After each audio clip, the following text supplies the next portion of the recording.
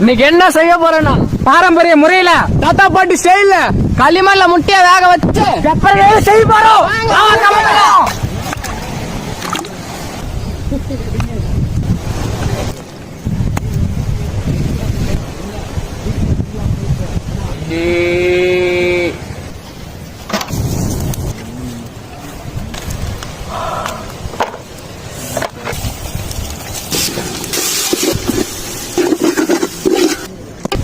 செம்ம டேஸ்ட் தான்டா.